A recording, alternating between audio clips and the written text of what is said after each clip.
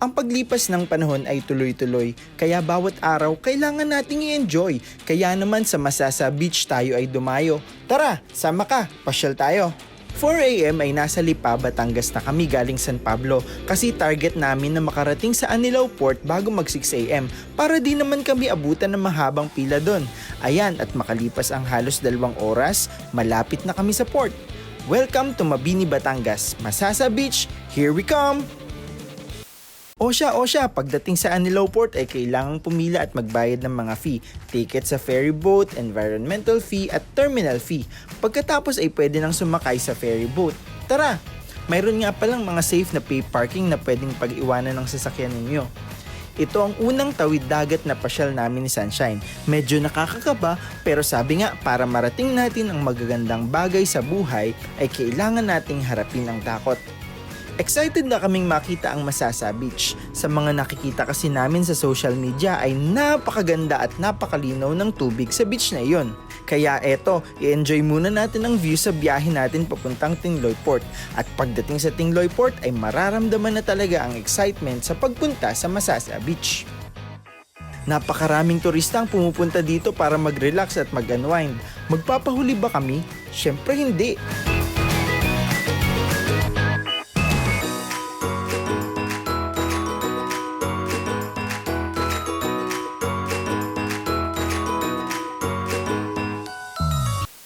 Welcome to the Municipality of Tingloy.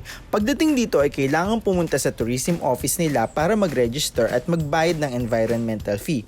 Tapos ay sasakay sa isa sa highlight ng pamamasyal namin dito, ang pagsakay sa extreme tricycle nila. Payo lang, kailangan na kumapit ng mahigpit kasi parang roller coaster ang daan dito. Pero sinasabi ko na sa inyo, dito pa lang sa pagsakay ng tricycle ay sulit na agad ang view na inyong makikita, lalo na kung mahilig kayong mag-nature trip.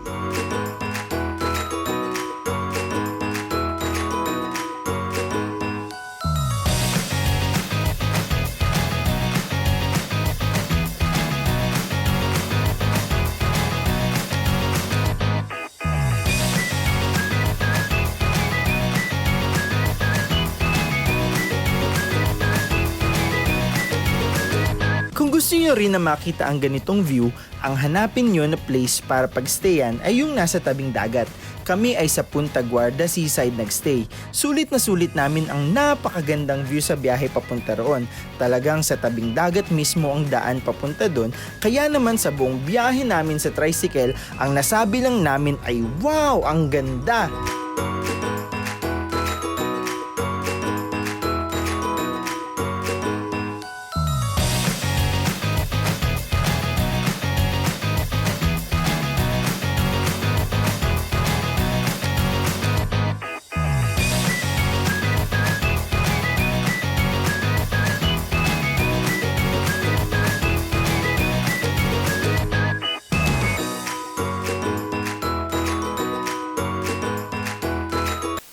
Around 8:30 AM ay nakarating na kami sa Punta Guarda Seaside.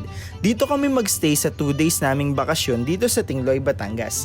Pagdating namin ay sinalubong kami ng ngiti ni Kuya Noel kaya feel at home talaga kami dito. Sa labas pa lang ng bakod nila ay talagang mapapawaw ka na sa view na iyong makikita dahil mula dito ay matatanaw na ang Mindoro. Tapos ang sarap pang pakinggan ng paghampas ng alon sa talampasigan. Ito yung tunog na hindi namin maririnig sa araw-araw kaya kailangan talagang sulitin. Dito nga pala ay kompleto na ng gamit. Mula sa kwarto na may aircon, video okay, hanggang sa mga gamit pangluto ay mayroon din dito. Para lang kaming umuwi sa sarili naming bahay. Tapos dahil weekday pa kami pumunta dito ay solo talaga namin ang place nila kaya tahimik kami na nakapag-relax. Osya, kakain muna kami at medyo nagutom sa biyahe. Simple lang ang umagahan pero dahil magkasama kaming dalawa, ito ay nagiging napakasarap. Osya, kain tayo!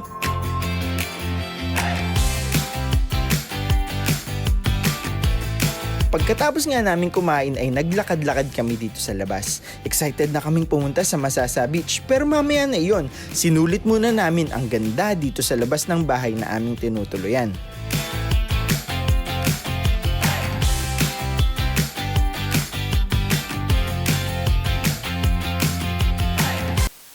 O siya, around 2pm ay nagkayakagan na kaming pumunta sa beach. Kapag nag-avail kayo ng package ay kasama na nga pala ang boat ride papunta sa mismong Masasa Beach. Kaya hindi na hassle pumunta dun at ma-enjoy nyo pa ang view pagsakay nyo ng bangka.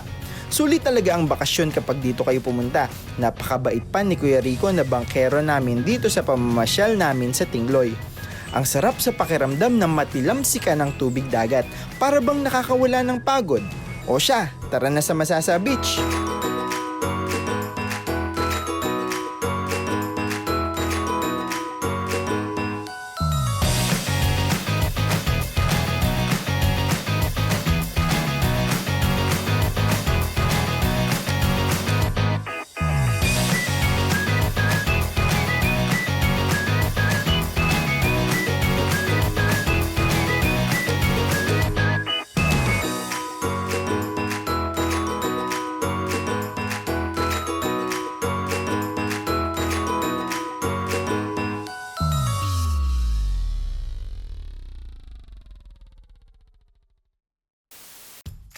Welcome to Masasa Beach. Dahil weekday nga kami pumunta ay hindi masyadong maraming tao dito.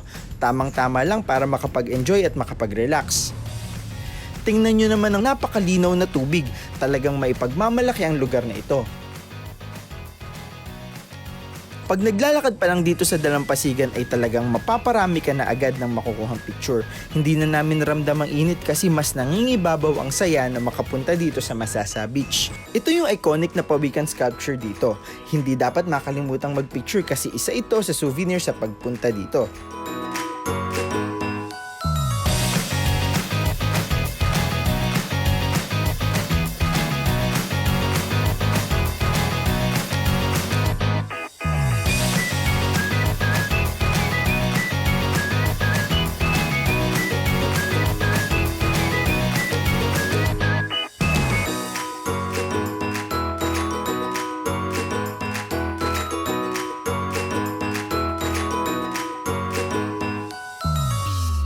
O siya, pupuntahan na natin ngayon ang sikat na hagdan sa isang malaking bato dito sa Dalampasigan ng Masasa Beach.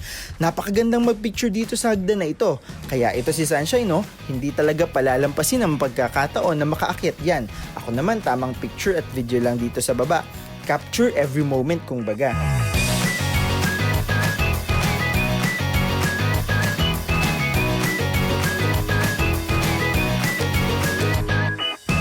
Ay kitang-kita diyan sa taas ang malinaw na tubig dito sa Masasa Beach at syempre ang view sa buong lugar. Kaya kung pupunta kayo dito ay huwag niyong kalilimutang pumunta rito sa rock formation na ito. At sa kabila naman ng hagdan na bato ay mas marami pang Instagrammable na rock formation na inyong makikita. Mapupuno talaga ang inyong gallery sa pagkuha ng magagandang post kapag nandito ka, kaya kami sinulit talaga namin.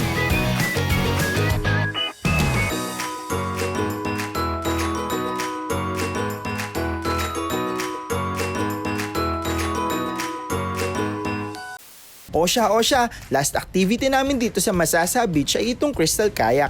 Na-enjoy namin ng gusto itong crystal kayak dahil sa malinaw na tubig dito sa dagat. Kaya wag nyo rin itong palalampasin kapag pumunta kayo dito. Napakagandang banding nito kaya sobrang na-enjoy namin itong crystal kayak. Kung hindi ka marunong sumagwan tulad namin, okay lang yan. Ang mahalaga ay ma-enjoy ang bawat oras dito sa napakagandang lugar na ito. Kasi hindi natin alam kung kailan pa tayo makakabalik sa ganitong kagandang lugar. Kaya habang may lakas pa, ay sulitin na ang bawat sandali.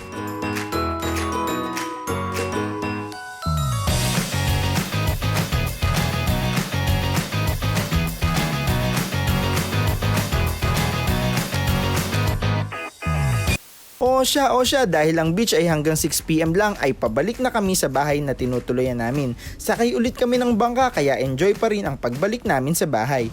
At sa biyahe namin pauwi ay nakita namin ang napakagandang sunset. Nakamamangha ang ganda ng paglubog ng araw. Para bang sinasabing natapos na ang araw na ito pero may magandang araw pa ulit na naghihintay bukas.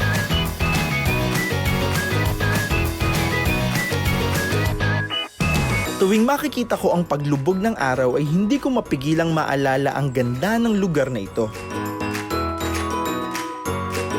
Lumubog man ang haring araw ay mananatiling maliwanag ang aking mundo dahil kasama ko ang kanyang silahis.